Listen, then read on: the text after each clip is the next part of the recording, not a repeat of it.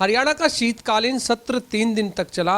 3 दिन में क्या कुछ सरकार की तरफ से रहा, इस पर हमारे साथ बातचीत करने के लिए हरियाणा के पंचायत मंत्री देवेंद्र बबली हैं। उनसे जानते हैं कि उनके विभाग में जिस तरीके से मुख्यमंत्री ने हाल ही में 20 लाख से 25 लाख रुपए जो बढ़ाए हैं सरपंचों को विकास कार्य कराने को, उस पर भी बातचीत करते हैं। बबली जी, जिस तरह से पहले 20 लाख रुपए था, अब 25 लाख रुपए कर दिया है। हालांकि 2 लाख रुपए तक ही कोटेशन पर जाएगा, उसके बाद ई टेंडरिंग के माध्यम से ही होगा। इसमें क्या बदलाव है, किस तरह से ये देखते हैं? क्योंकि सरपंच अभी भी भ्रमित हो रहे हैं और खुद जेजेपी के विधायक ही भ्रमित कर रहे हैं कि उनकी पावर घटा दी गई है।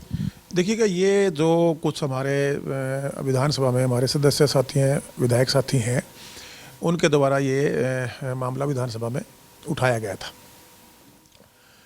मैं जिला स्तरीय जो सरकार का प्रोग्राम था पूरे प्रदेश भर में, पहली बार हमारी सरकार ने बहुत अच्छे फैसले, मैं उसको कह सकता हूँ, लिए। सरपंचों को गांव में शपथ दिलाकर एक मान सम्मान बढ़ाने का काम हो, या जिला लेवल पर खुद सरकार का जाकर विभाग के मंत्री का बतौर मंत्री मैं वहाँ बीच में पहुँचा, सुझाव लिए गए और जो समस्याएं थी वो भी सुनी गई।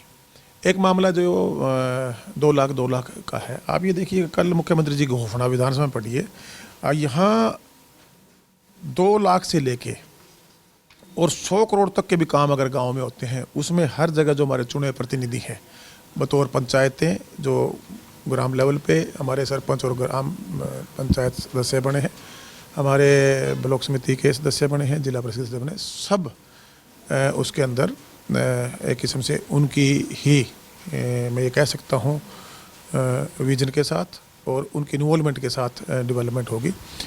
सिर्फ और सिर्फ ये जो कुछ साथी बोल रहे हैं, ये ताली बजाने वाली राजनीति करना चाहते हैं। लोगों को भ्रमित और गुमराह करने वाली राजनीति अब ख़त्म हो चुकी है। अब हरियाणा प्रदेश की जनता डेवलपमेंट मांगती है, गुणवत्ता के साथ, समयबद्ध तरीके से काम हो, काम की अकाउंटेबिलिटी हो और काम में गुणवत्ता हो।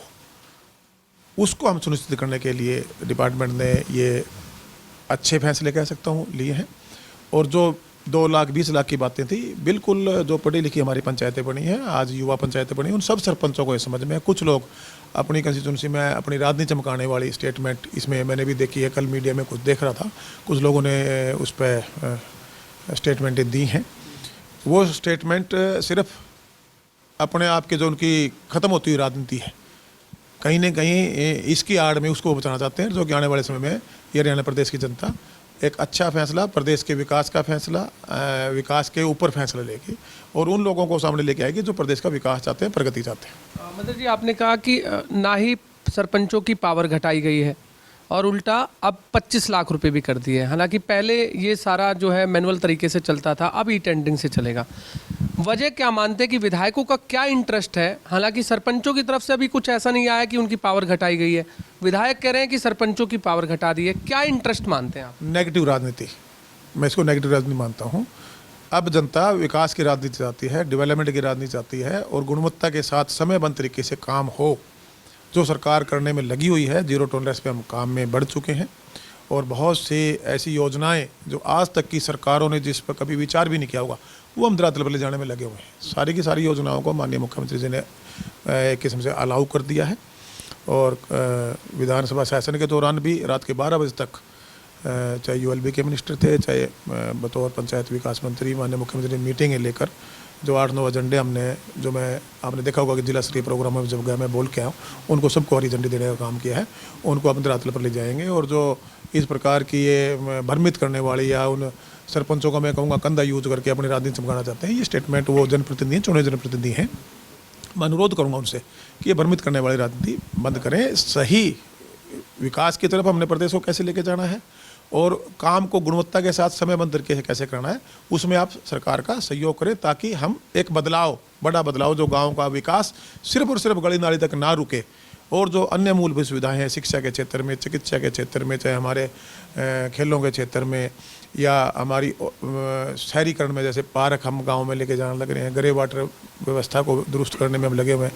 क्योंकि आपने देखा विधानसभा में माननीय मुख्यमंत्री जी ने पूरा विस्तार से इसका वर्णन दिया है, पूरा एक एक चीज़ को क्लियर किया है। इस पर अभय सिंह चौटाला ने कहा है कि आखिर फिर सरपंचों के चुनाव ही क्यों कराए गए हैं?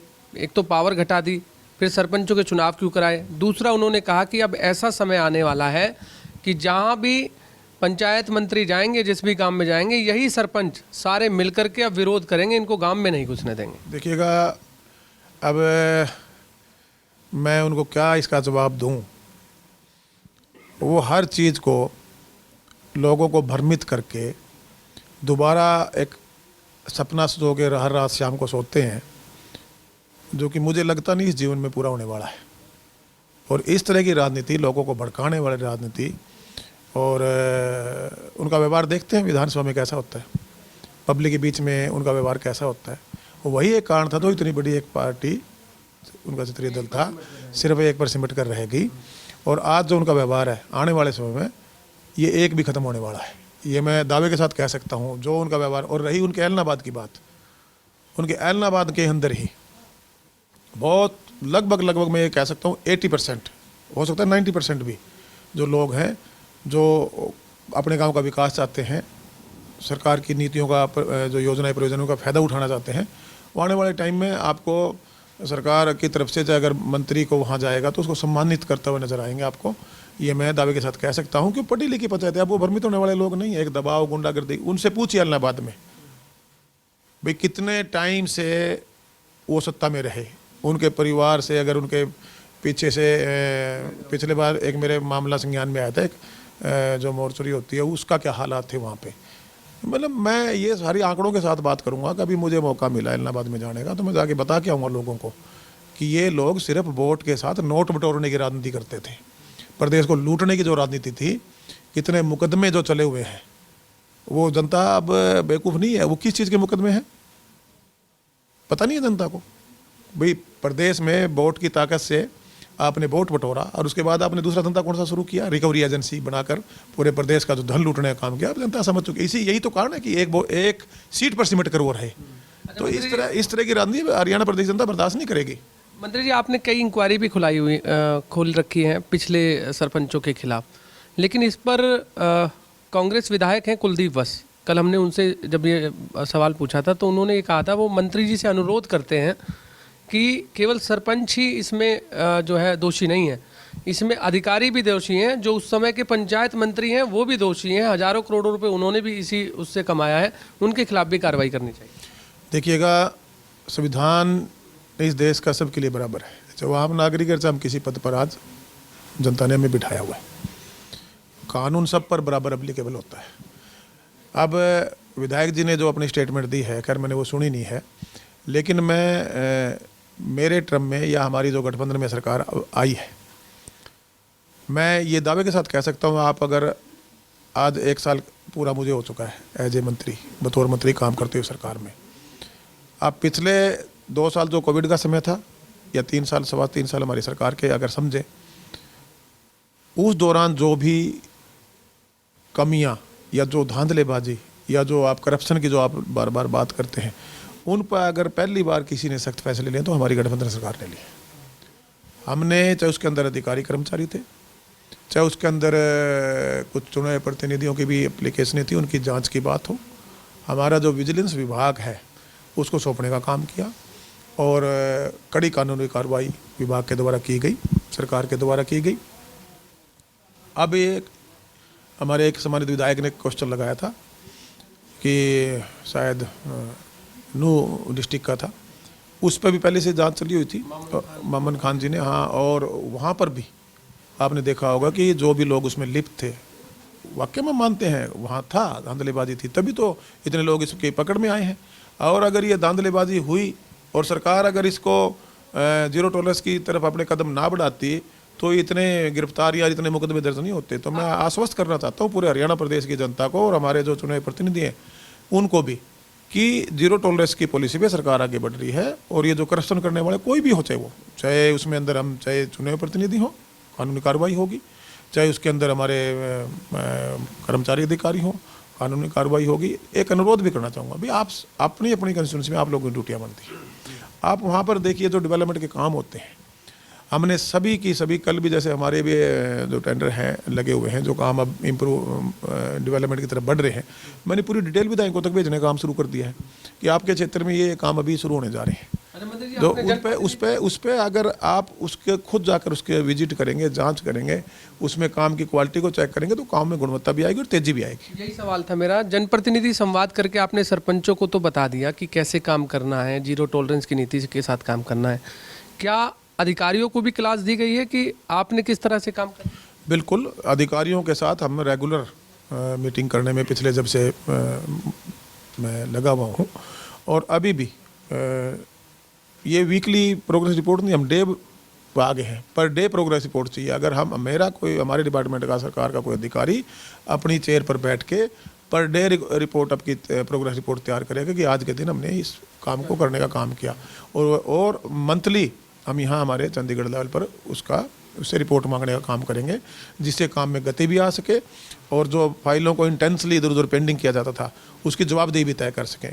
इस पे भी हमने टाइम बाउंड किया है। अब आप देखेंगे टेंडर सिस्टम है, माननीय मुख्यमंत्री ने कल बताया आपको कि उसको हम छोटे जो टेंडर हैं हमारे कम अमाउंट के, उनको हम 14 दिन के अंदर ही प्रोसेस में लेके आएंगे, जो इनका टाइम पहले 21 दिन था, और उसके बाद जो बड़े टेंडर हैं उनको 21 दिन में करके और काम को तेजी इस पर लेके आने का काम करेंगे। मैं फिर एक बात कहना चाहता हूँ कि इसके अंदर एक टीम के रूप में, चाहे कर्मचारी अधिकारी हों, चाहे सरकार के चुने नुमाइंदे हों, सरकार में आज जो चुने नुमाइंदे बैठे हों, चाहे हमारे जनप्रतिनिधि किसी भी रूप में, चाहे पंचायतें हों, हमारे पंच साहिबान, सरपंच साहिबान हों, हमारी समितियाँ, ब्लॉक समितियाँ हों, उनके हमारे सदस्य चुने हों, जिला परिषद के विधायक हों, हम सब एक टीम के रूप में जब काम करेंगे और अपनी जिम्मेवारी को, जिस पद पर जनता ने बिठाया उस पद की गरिमा का ध्यान में रखते हुए करेंगे, तो इसका रिजल्ट, एक बेहतर रिजल्ट मैं कह सकता हूँ, आने वाले समय में आपको दिखाई देगा। छोटा सा है कि अब कब से आप लोग हर गांव में जो है फंड देना शुरू कर देंगे, क्योंकि सरपंच भी चुन लिए, अब तो जिला परिषद सदस्य चुन लिए, चेयरमैन भी चुन लिए गए हैं लगभग, तो कब से आप लोग फंड देना शुरू कर रहे हैं? देखिए, फंड ऑलरेडी जो हमारे पास मांग्स पहले आई थी, जो एस्टीमेट भेजे गए थे, उन पर काम ऑलरेडी जारी किए हुए थे विभाग के द्वारा, हमारा पंचायत विभाग काम कर रहा था। अब हमारे पास हमारी पंचायतें आ गई हैं, जैसे जैसे उनके काम प्रस्ताव डल कराएंगे, हम फौरी तौर पर उस फंड को जारी करके काम को आगे बढ़ाने का काम करेंगे। बहुत बहुत धन्यवाद। आपने सुना पंचायत मंत्री देवेंद्र बबली, जिनका कहना है कि जीरो टॉलरेंस की नीति के साथ सभी जनप्रतिनिधियों को काम करना होगा, साथ ही साथ अधिकारियों को भी काम करना होगा। ये सख्त चेतावनी जो है पंचायत मंत्री देवेंद्र बबली की तरफ से दी गई है। कैमरामैन मलिक के साथ गुलशन ग्रोवर, चंडीगढ़।